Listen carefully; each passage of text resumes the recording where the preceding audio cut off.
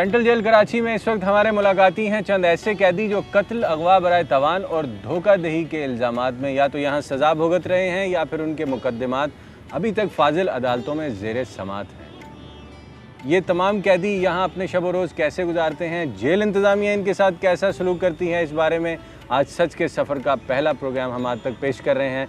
बाकी तफसीलात जानने के लिए सेंट्रल जेल कराची के इस हिस्से तक मेरे साथ रहिएगा।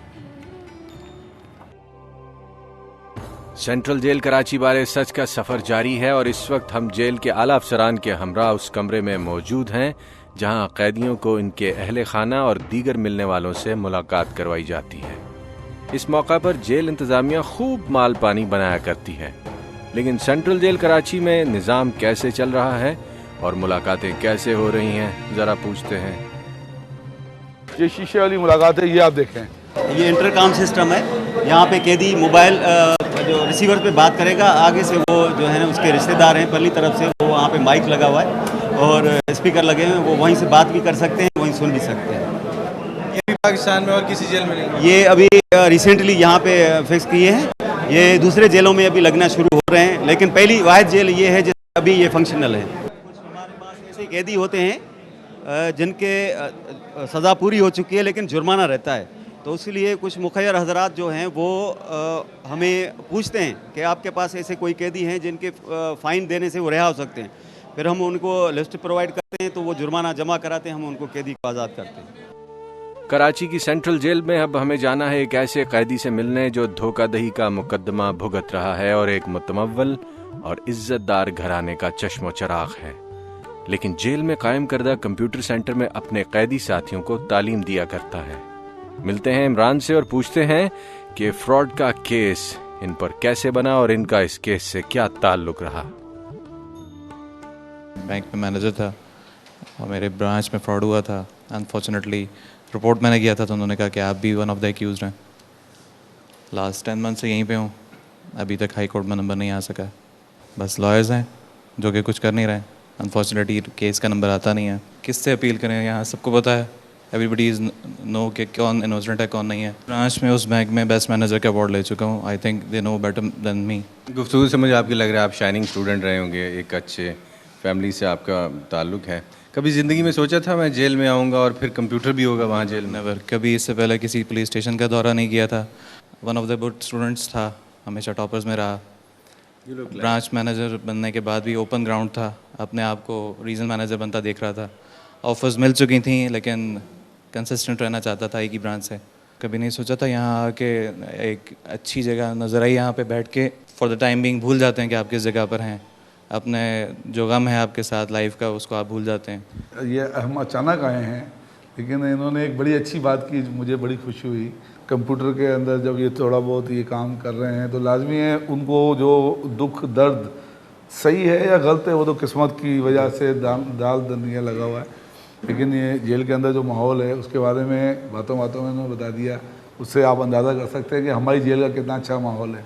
अच्छा, जो एक और मेन बात है वो मैं आपको बताऊं, ये सर्टिफिकेट्स हैं कि ये यूटीपी है या कन्वर्ट प्रिजनर्स होता है ना, यहाँ कहीं अल्फाज प्रिजनर्स का नहीं है कि ये कैदी था जेल के अंदर इसने ये सीखा। Computer room central jail record करने के बाद न्यूज़ वन की टीम को जाना है बावर्ची खाने में और मुलाहिजा करनी है जेल की वो लंबे शोरबे वाली पतली सी दाल जिसके किस्से बाहर की दुनिया में ज़रबुल मिसल बन चुके हैं। लेकिन यहाँ आकर एक और कहानी सुनने को मिली जो कम से कम मेरे लिए नई बात थी। आप भी मुलाहिजा कीजिएगा। अभी कैदियों का खाना बहुत अच्छा हो गया है। अभी जो आप कह रहे थे ना कैदियों के लिए कि ये कैदी बार बार जेल के अंदर आ रहे हैं, वो सबसे ज़्यादा यही है कि खाना इतना अच्छा है कि बाहर उनको इतना अच्छा खाना नहीं मिलता। सिर्फ खाने की तलब में आते हैं। ये जेल के मेन किचन की तरफ हम मौजूद हैं। खालिद साहब हमें यहाँ पर ले आए हैं कि यहाँ कुछ देखें पकड़ी और इनका कहना ये है कि बहुत सारे कैदी इस खाने को खाने के शौक में बार बार यहाँ पर जराइम करके इनकी जेल में आ जाते हैं। हम भी देखते हैं ये खाना कैसे। मुर्गी है जेल की तो दाल कहते हैं, बड़ी लंबी पतली। यहाँ तो चिकन खा नहीं, ये चिकन है। आप देखें थी ना, ये घरों में खाना नहीं पकता। ये जो हफ्ते में 3 दिन चिकन है, एक दिन। तो यहाँ से कौन जाएगा फिर वापस? हाँ, यही तो बात है ना। आइए अब आपको ज़ेर दफ़ा 302 यानी कत्ल के मुकदमे में सज़ा याफ्ता मुजरिम मोहम्मद खान से मिलवाते हैं, जो एक तवील अरसे से सेंट्रल जेल कराची में कैद तन्हाई काट रहा है। नौजवानी में एक इंसान का कत्ल कैसे हुआ, ज़रा सुनिएगा। कब से सेंट्रल जेल कराची में और किस जुर्म में आए यहाँ?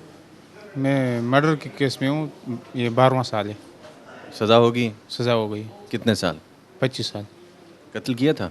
नहीं, कत्ल नहीं किया था, लेकिन जो जिसने कत्ल किया वो बाहर है। आप यानी साथी थे कातिल के?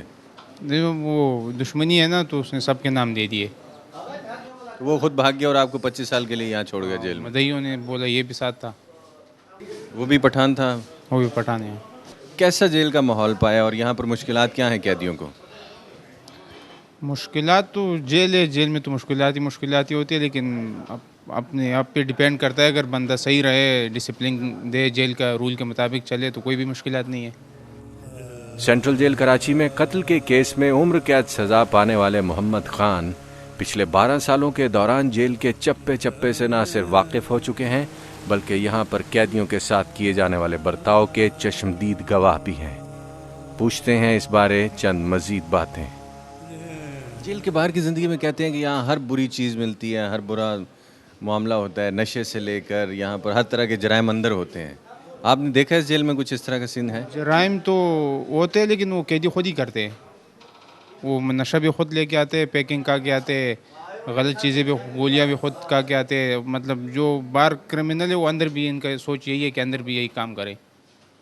तो इतना अगर माहौल दे दिया जाए जेल में जैसा यहाँ सेंट्रल जेल में है, तो क्या उनकी नफ्सियात बदलती है ऐसे क्रिमिनल्स की? हाँ, बदलती है, क्यों नहीं बदलती।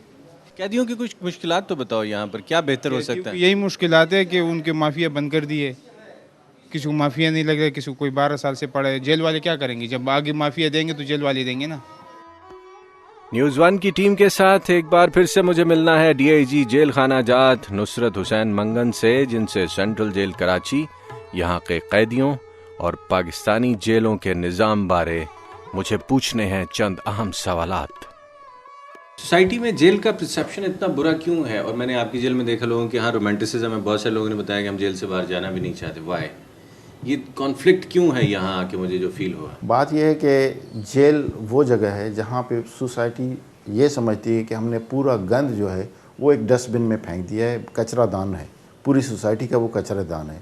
उससे आप और हम जब कचरा फेंकते हैं तो उस कचरे जो जगह है उसको हम अच्छा तो नहीं कहेंगे ना। हमारी परसेप्शन तो ये है, उस कचरेदान के अंदर क्या हो रहा है, वहाँ कितनी सफाई सुथराई, मेंटेनेंस, रिहेबिलिटेशन हो रही है, वो वहाँ जाके ही पता चलेगा।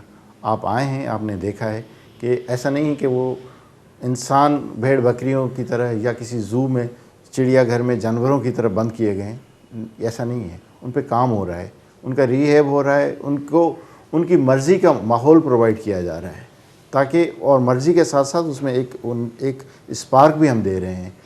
जीने की उमंग है, वापसी सोसाइटी की तरफ लौटने की उमंग है।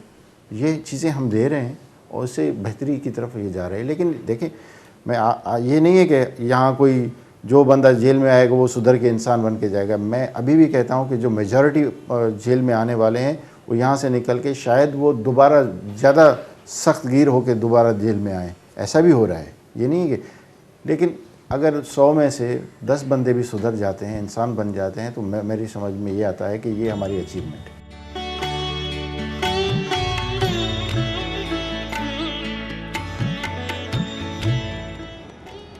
अब तक सेंट्रल जेल कराची में जिन कैदियों से मेरी मुलाकात हुई, उनमें से अक्सरियत ने जेल की इंतज़ामिया और अमले के नामुनासिब रवैये की शिकायत नहीं की।